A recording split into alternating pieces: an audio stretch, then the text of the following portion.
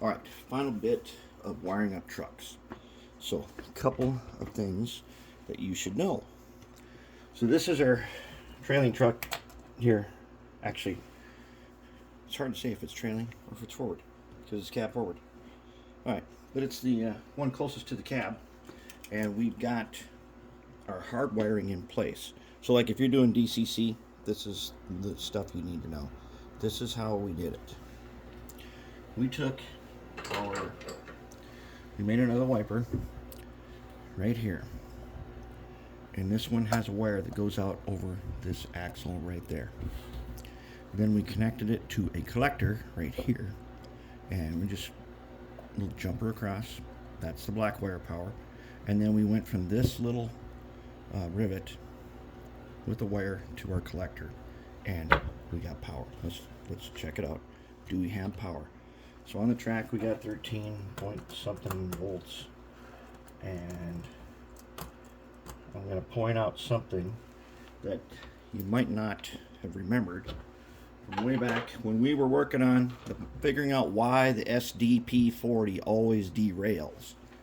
Remember that when we figured out the 3-axle problem of skidding, where the middle axle would act as a lever and cause the front axle to go off the rails at places where the track was uneven?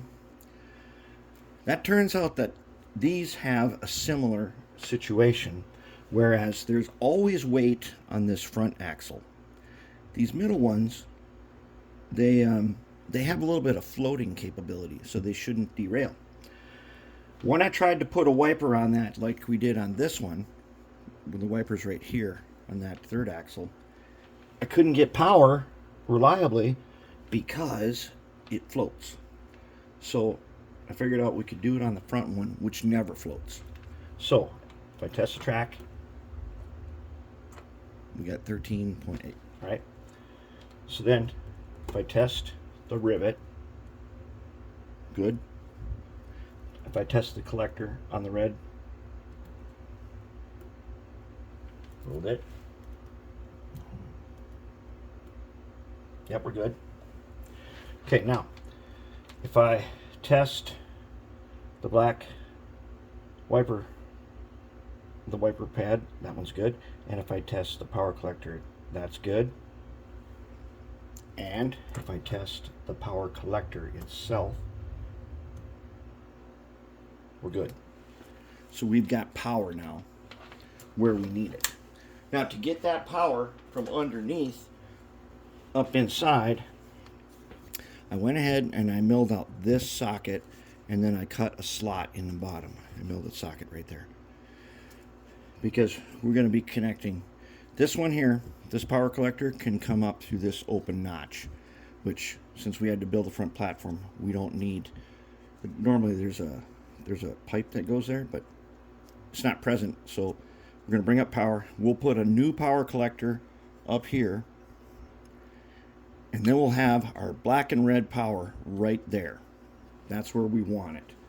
And then we will be able to start getting the drive system installed.